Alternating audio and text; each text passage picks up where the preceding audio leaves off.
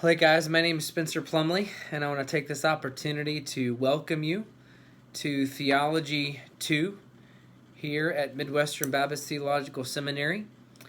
My name is Spencer Plumley, and I'm going to be your facilitator / instructor for this 8-week course. I'm excited about the doctrines and the topics we're going to cover, and just in this introductory video, just wanted to introduce myself and the course to you, as well as talk a little bit about some of the first week's assignments.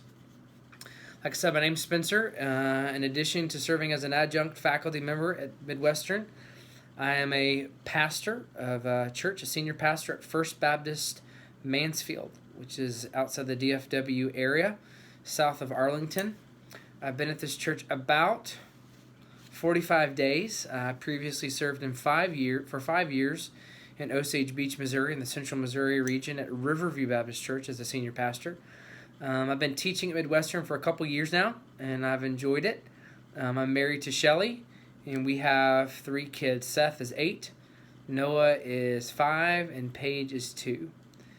And so this is not the first time I've taught Theology II, and so I'm excited to walk through this with you and just want to give you a little bit of an introduction and overview into the different components and assignments of the class, and give you a little bit about the expectations I have of you guys as far as content and grading goes. So a couple of the elements of the class. First are quizzes. Every week you're going to have a quiz, with the exception of the weeks where you have tests, a midterm, or your final. And on these quizzes, they are open books. So Millard Erickson's Christian Theology is the book that we'll be using.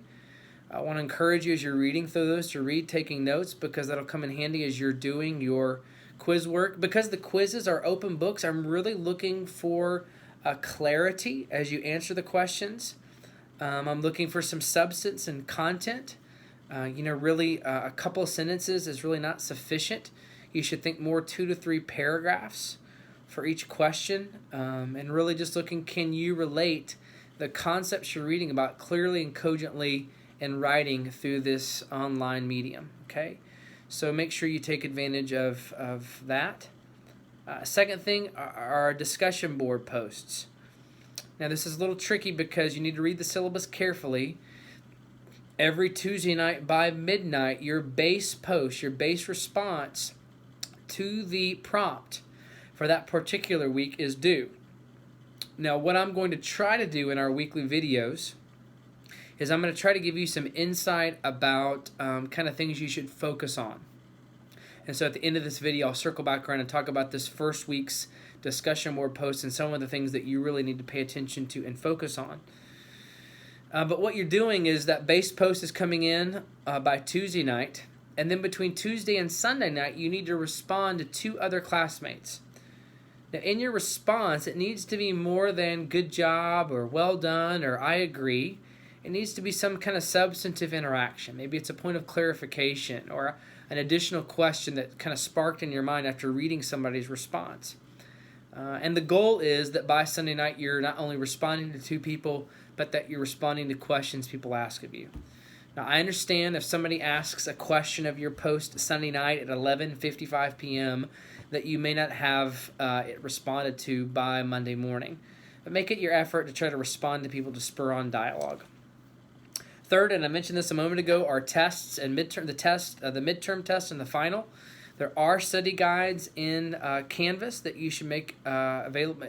Make use of those study guides. Make sure that you're trying to work through the relevant questions. It's going to be more exhaustive, and then it's going to kind of focus in on some things on the test. So not everything on the study guide will be on the midterm and the final, but those things are more comprehensive in nature. One of the keys or hints that I would give you is make sure you pay attention to where you see overlap between the study guides and the quizzes. So if you're seeing questions on the quizzes that are also showing up at the study guide, I'm not saying with 100% certainty that they'll be on the test, but there's a good chance that's a really key learning objective that we want you to come away with from the class. Another assignment is the contextualized application project. This is where you're choosing and selecting a topic that's relevant to the doctrines we're discussing in this course. And then there are different phases that you can follow for responding to that. So I'd encourage you guys to get on the syllabus, read that section very carefully. That's typically an area where people have questions. So if you have questions about that, please let me know.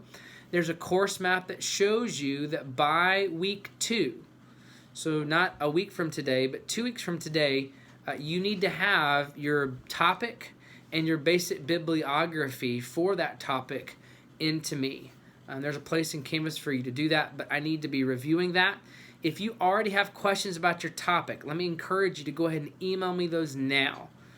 Because one of the great mistakes students make in this is picking a topic that's too broad, and you really can't deal with it in the shortness of the paper. I know the length of the paper that's in the syllabus may seem long, but that's really not a lot of space, and you want to make sure your topic is focused enough that you can actually answer it with a defensible thesis. Finally, the online Connect assignment is there. It's 5% of your grade. It's toward the end of the syllabus, and this is just an assignment to try to keep you connected, even though it's an online learning platform. We want you to be connected. And so there are 3 options there. Either you can attend in person, live, a conference that Midwestern is hosting and give a report on that. You can do an interview of somebody, a mentor, a ministry mentor in your life, and there are questions on the syllabus there. Or you can review a book, and list of the books are there on the syllabus as well. The online syllabus that's there's listed has all of this information there, so make sure you take advantage of that information. Turning attention to week 1, remember that Tuesday night, per what I just said a few moments ago, your first discussion board post is, your base post is due. And the topic this week is the deity of Jesus from the Old Testament, deity and humanity. And really what I want you to focus on is making sure you're providing sufficient biblical support that demonstrates that the divinity and the humanity and the divinity of Jesus are taught in the Old Testament. And so one of the things that typically happens with this discussion board is some people focus on the divinity or they focus on the humanity. And we want to see both, because what I want you to see is that God's plan all along was for Jesus to be fully God, fully man, 2 natures, 1 person, so that the incarnation is not just a New Testament doctrine, but it's a biblical doctrine. So one of the things that you want to be sure you're clear about as you cite these Old Testament passages is make sure you're wrestling with the original authorial intention of the author. So for example, in Isaiah 7, some of you might cite Isaiah 7 as a proof of the incarnation. That's a famous passage that we often look to. Make sure you're wrestling with the tensions that are created with Isaiah's original audience.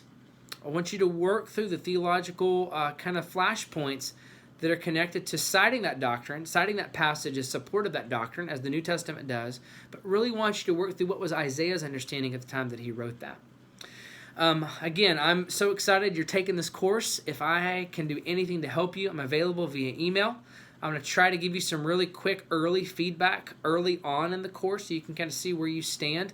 But if you have questions, feel free to email me, and I'd be happy to help you in any way that I can. Glad you guys are taking this course, and I look forward to getting to know you guys better. Thanks.